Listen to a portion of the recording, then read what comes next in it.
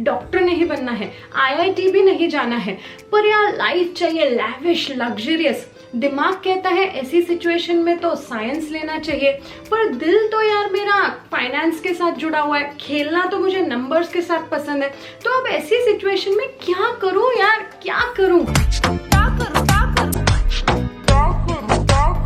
अच्छा आप समझी, मैं तुझे जिंदगी ना मिलेगी दोबारा वाले ऋतिक रोशन जैसी लाइफ चाहिए तो यार इन्वेस्टमेंट बैंकर बन जाना। Listen, Joe, if you continue to give me bullshit fills like that, I'm gonna have to trade my Ferrari in for a Ford Fiesta. Welcome back to my channel guys, मैं हूँ पूजा और आप अगर मेरे channel पे पहली बार आए हो तो please do consider subscribing to my channel, क्योंकि ऐसे फाइनेंशियल कोर्स रिलेटेड वीडियोस मैं हमेशा बनाती हूँ, हमेशा पोस्ट करती हूँ अपने चैनल पे। और अगर आप पहले ही मेरे चैनल के साथ जुड़े हुए हो तो थैंक यू सो मच। तो आज हम बात करेंगे about investment banking. Investment banking जो कि है one of the most profitable streams in the entire financial industry. Every year around हजारों करोड़ों बिलियन डॉलर्स का रेवेन्यू बनाती है ये इन्वेस्टमेंट बैंकिंग इंडस्ट्री। तो आज हम जानेंगे कि क्या होती है इन्वेस्टमेंट बैंकिंग, क्या करते हैं इन्वेस्टमेंट बैंकर्स, और ये इन्वेस्टमेंट बैंक और हमारी नॉर्मल कमर्शियल बैंक, इसमें आखिर फर्क क्या है। तो ये सब कुछ समझने के लिए हमें चलना होगा थोड़ा सा पीछे 19th सेंचुरी में। यूनाइटेड स्टेट्स में अर्ली 19th सेंचुरी तक इन्वेस्टमेंट बैंक्स का काम भी नॉर्मल कमर्शियल बैंक्स ही करते थे, बट फिर आया साल 1861 और अमेरिका में हो गया सिविल वॉर। अब इस सिविल वॉर की वजह से यूएस गवर्नमेंट ने काफी बड़े बड़े फाइनेंस बिल्स पास कर दिए, जैसे कि development of infrastructural projects like development of like building railways, mines etcetera. अब इतने बड़े प्रोजेक्ट्स के लिए गवर्नमेंट को उठाना था काफी सारा पैसा मार्केट से। अब कमर्शियल बैंक्स उनकी मदद नहीं कर पा रही थी, तो तब पिक्चर में आई हमारी इन्वेस्टमेंट बैंक। अब आप सोचोगे कि इन्वेस्टमेंट बैंक के पास कहां से आया इतना सारा पैसा। तो इन्वेस्टमेंट बैंक ने क्या किया, उन्होंने कुछ ऐसे इन्वेस्टर्स, प्राइवेट इन्वेस्टर्स ढूंढे जिनके पास काफी सारा पैसा भी था और जो इंटरेस्टेड भी थे उस पैसे को कहीं पे इन्वेस्ट करने के लिए। तो इन्वेस्टमेंट बैंक ने सिंपली क्या किया, गवर्नमेंट से बॉन्ड्स खरीदे और उन बॉन्ड्स को बेच दिया उन प्राइवेट इन्वेस्टर्स को, और उन इन्वेस्टर्स ने जो पैसा दिया वो इन्होंने गवर्नमेंट को दे दिया, और इसके लिए उन्होंने चार्ज की काफी अच्छी खासी हेवी फीस। इसका मतलब है बेसिकली इन्वेस्टमेंट बैंक ने काम किया as a middleman between government and investors. तो अब ये हिस्ट्री सुन के आप समझ ही गए होंगे कि इन्वेस्टमेंट बैंक क्या काम करती है। तो आज भी इन्वेस्टमेंट बैंक यही काम करती है, बस फर्क इतना है कि आज सिर्फ गवर्नमेंट ही नहीं बल्कि बड़ी बड़ी कंपनीज भी इन्वेस्टमेंट बैंक की क्लाइंट्स है। मानो किसी बड़ी कंपनी को मार्केट से बहुत सारा पैसा उठाना है, तो इसके लिए इन्वेस्टमेंट बैंक उनकी मदद करती है इन्वेस्टर्स ढूंढने के लिए और प्राइसिंग, शेयर का प्राइस डिसाइड करने के लिए। तो आज भी इन्वेस्टमेंट बैंकिंग यही मिडिलमैन का ही काम करती है। अब आप सोचोगे कि इन्वेस्टमेंट बैंक की क्या जरूरत है एज अ मिडिलमैन। वो गवर्नमेंट या वो बड़ी कंपनी जिसको अपने बॉन्ड्स या शेयर्स बेचने हैं वो खुद ही प्राइवेट इन्वेस्टर्स क्यों नहीं ढूंढ लेते, और इससे क्या होगा, उनकी बहुत सारी फीस भी बच जाएगी, इन्वेस्टमेंट बैंक को कुछ पैसा भी नहीं देना पड़ेगा। बट नहीं, एक्चुअली इस डील में जहां पे इन्वेस्टमेंट बैंक काम करती है एज अ मिडिलमैन, इस डील में गवर्नमेंट या उस बड़ी कंपनी जिसको अपने शेयर्स बेचने हैं उनका काफी फायदा है। क्यों? क्योंकि जो इन्वेस्टमेंट बैंक है वो यहाँ पे काम करता है, वो यहाँ पे एक्ट करता है as a risk bearer, as a risk taker. अब ये कैसे?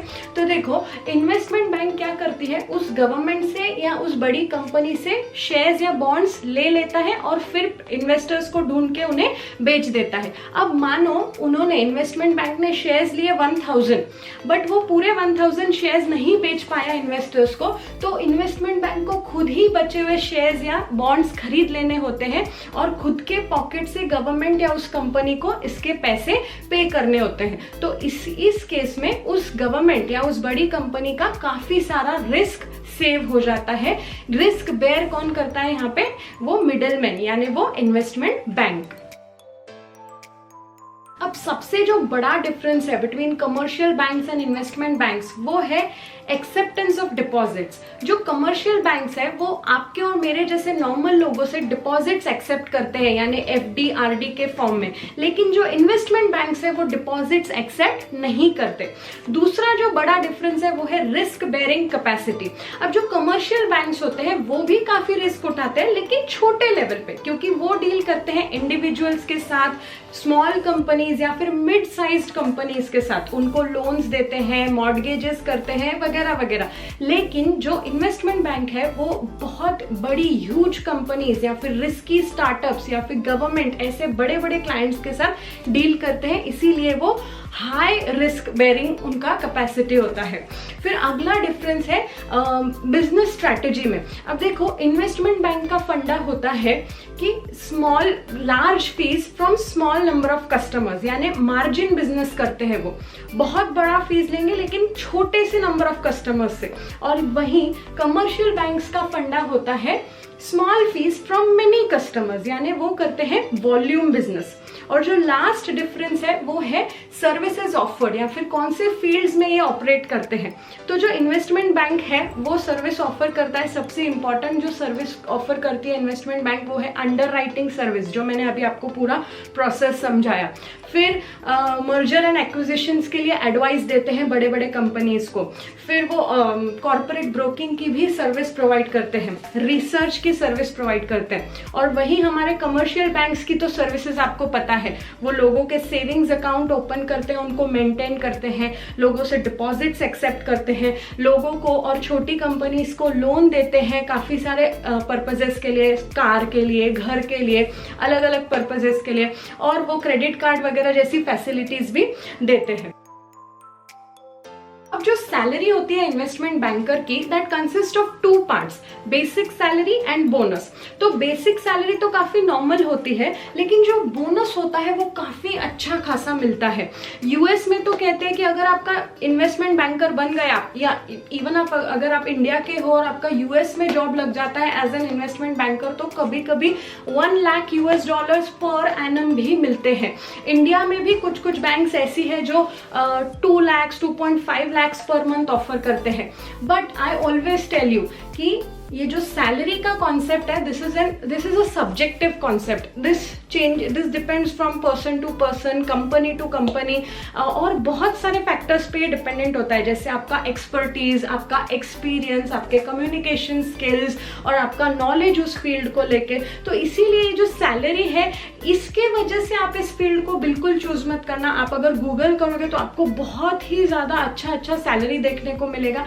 बट अगर मैंने जो इस वीडियो में इतनी सारी बातें बताई कि इन्वेस्टमेंट बैंक होती क्या है, वो करती क्या है, अगर उस सब में आपका इंटरेस्ट है तो इस फील्ड को चूज कीजिए। सैलरी देख के इस फील्ड को चूज मत कीजिए, बिकॉज सैलरी जो है वो person to person, company to company change होती है। It depends on various other factors. अब सबसे इंपॉर्टेंट क्वेश्चन कि भाई इन्वेस्टमेंट बैंकर बने तो बने कैसे। तो देखो, इन्वेस्टमेंट बैंकर बनने के लिए कोई एक फिक्स्ड करियर पाथ नहीं है, करियर रूट नहीं है। काफी अलग अलग तरीके हैं जिससे आप इन्वेस्टमेंट बैंकर बन सकते हो। तो अगर आपको चाहिए कि उस पर मैं एक वीडियो बनाऊं, डेडिकेटेड वीडियो बनाऊं उस टॉपिक पे, वो इतना बड़ा कॉन्सेप्ट मुझे इस वीडियो में कवर करना पॉसिबल नहीं है। अगर आपको चाहिए कि उस पर मैं एक अलग से वीडियो बनाऊं कि how to become an investment banker, तो आप मुझे नीचे कमेंट्स में जरूर बताइएगा। आई विल मेक श्योर कि अगला वीडियो मेरा उसी पे होगा। Until we meet again, take care.